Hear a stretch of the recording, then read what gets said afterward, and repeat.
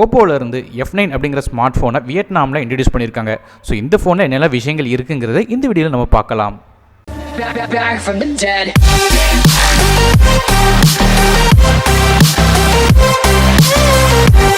ஓப்போவில் இருந்து F9 அப்படிங்கிற smart ஃபோனை வியட்நாமில் லான்ச் பண்ணியிருக்காங்க. ஸோ இந்த ஃபோனில் ஒன் பை ஒன்னாக என்னெல்லாம் இருக்குங்கிறத பார்க்க முன்னாடி முதல்ல இந்த ஃபோனோட டிஸ்பிளேலேருந்து ஆரம்பிக்கலாம்.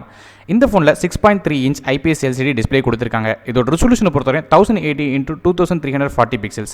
இது ஒரு 19:5:9 ஆஸ்பெக்ட் ரேஷியோவில் வர டிஸ்பிளே. இதோட பிபி டென்சிட்டி பொறுத்தவரையும் 409 pp இருக்குது. அது மட்டும் இல்லாமல் ஸ்க்ரீன் டு பாடி ரேஷியோ பொறுத்தவரையும் இது ரொம்ப அதிகமாக இருக்குது. அதாவது 84% இருக்குங்கிறத சொல்லியிருக்காங்க. ஸோ அது மட்டும் இல்லாமல் இது வந்து கார்னிங் கொரில்லா கிளாஸ் 6ஓட ப்ரொடெக்ஷனோட வருதுன்னு சொல்லியிருக்காங்க. ஏற்கனவே நம்ம டெக்கி தமிழ் நியூஸில் சொல்லியிருந்தோம். ஆப்போ தான் முதல்ல கார்னிங் கொரில்லா கிளாஸோட வரப்போது சொல்லியிருந்தோம். ஸோ இப்போ வந்து இந்த ஃபோனுக்கு இம்ப்ளிமெண்ட் பண்ணியிருக்காங்க. ஸோ இந்தியாவில் கார்னிங் கொரில்லா கிளாஸ் 6ஓட வருதா இல்லையாங்கிறத பார்க்கணும். ஸோ அதுக்கு முன்னாடி இந்த ஃபோனில் உள்ள ப்ராசரை பற்றி பார்க்கலாம். இந்த ஃபோனில் MediaTek Helio P60 octacore chipset use பண்ணியிருக்காங்க. இதில் 4 கோர்ஸ் வந்து 2 GHz Cortex A73 கோர்ஸ்லையும் 4 கோர்ஸ் வந்து 2 GHz Cortex A43 கோர்ஸ்லையும் ரன் ஆகுது. கிராஃபிக்ஸ்க்காக நமக்கு Mali G72 MP3 GPU கொடுத்துருக்காங்க. ஸோ இந்த ஃபோனில் பெர்ஃபார்மன்ஸ் எப்படி இருக்கும்னு கேட்டிங்கன்னா ஓரளவு நல்ல கேம்ஸ் எல்லாமே ரன் ஆகும். குறிப்பாக சொல்ல போனால் பப்ஜி மாதிரி கேம்ஸ்லாம் HD கிராஃபிக்ஸில் ரன் ஆகும். ஆனால் அங்கங்கே 1-2 ஃப்ரேம் டாஸ் மட்டும் இருக்கும். மீடியம் செட்டிங்ஸில் வச்சு விளாண்டிங்கன்னா எல்லா கேமும் ஸ்மூத்தாக ரன் ஆகும். ஸோ அது மட்டும் இல்லாமல் இந்த ஃபோனில் உள்ள ரேம் அண்ட் இன்டர்னல் ஸ்டோரேஜை பற்றி பார்க்கும்போது இந்த ஃபோன் 2 டிஃப்ரெண்ட்டான வெர்ஷனில் வருது. 4GB RAM வித் 64GB ஸ்டோரேஜோடும் இன்னொன்று வந்து 6GB RAM வித் 64GB ஸ்டோரேஜோடும் வருது. மைக்ரோ SD கார்டு சப்போர்ட் இந்த ஃபோனுக்கு இருக்குது. இது டெடிகேட்டட் ஸ்லாட்டை கொடுக்கறதுனால 2 சிம் கார்டும் ஒரு மைக்ரோ SD கார்டும் அட் அ டைமில் யூஸ் பண்ணிக்கிடலாம்.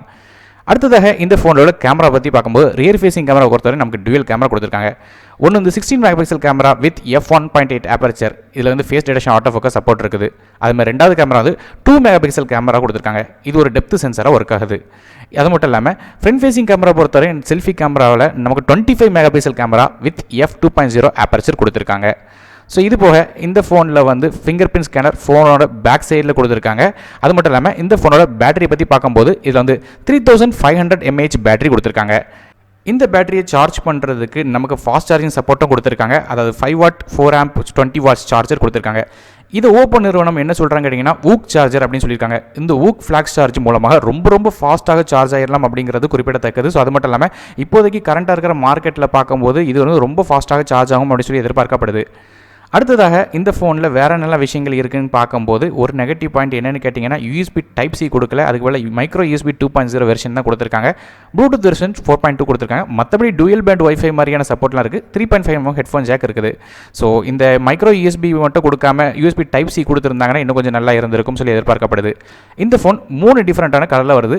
சன்ரைட் ரெட், ட்வைலைட் ப்ளூ மற்றும் ஸ்ட்ரே பர்பிள் அப்படிங்கிற 3 கலரில் வருது. இந்த ஃபோனோட OS பொறுத்தவரையும் ஆண்ட்ராய்டு ஓரியோ 8.1 ரன் ஆகுது. அதாவது கலர் OS 5.2 இன்டர்ஃபேஸில் டாப்பில் ரன் ஆகிட்டு இருக்குது. கடைசியாக இந்த ஃபோனில் வேறு நல்ல விஷயங்கள் இருக்குதுன்னு பார்க்கும்போது இந்த ஃபோனில் பியூட்டிஃபிகேஷன் 2.1 வெர்ஷன் மாதிரியான விஷயங்கள் இருக்குது. அது மூலமாக கேமராவில் உங்களுக்கு என்ஹான்ஸ்மெண்ட் இருக்கும். அதாவது AI பியூட்டிஃபிகேஷன் இருக்கும். இந்த ஃபோனோட ப்ரைஸிங்கை பொறுத்தவரையும் நமக்கு 4GB RAM வெர்ஷனோட ப்ரைஸிங் மட்டும் தான் இப்போதைக்கு தெரிஞ்சிருக்கு.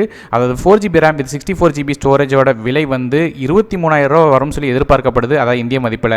ஸோ இந்தியாவில் லான்ச் ஆகும்போது எக்ஸாக்டான ப்ரைஸ் தெரியும். அது மட்டும் இல்லாமல் ஸ்பெசிஃபிகேஷன்ஸில் ஏதாவது மாற்றங்கள் கொண்டு வந்திருந்தாங்கன்னா கீழே நாங்கள் கமெண்ட் செக்ஷனில் வந்து அது பின் பண்ணியிருப்பேன். ஸோ அதையும் நீங்கள் பார்த்துக்கோங்க. ஸோ இந்தியாவில் இந்த ஃபோன் வர்ற பட்சத்தில் இதோட பைனோ லிங்க்ஸ் கீழே டிஸ்கிரிப்ஷனில் கொடுக்குறேன். அதை யூஸ் பண்ணி வாங்கிக்கலாம். ஸோ இந்த ஃபோனை பற்றின உங்களுக்கு கருத்து என்னங்கிறது கீழே கமெண்ட்ஸ் தருவீங்க. ஸோ இந்த வீடியோ உங்களுக்கு பயனுள்ளதாக இருந்துச்சு மறக்காம லைக் கொடுங்க. மறக்காம சேனல் சப்ஸ்கிரைப் பண்ணுங்கள். ஏன்னா மேலும் பல வீடியோக்குள்ள இருக்குது. நான் அருண் டெக்கின் தமிழுக்காக மற்றொரு வீடியோவில் உங்கள் சந்திக்கும் வரை நன்றி, வணக்கம்.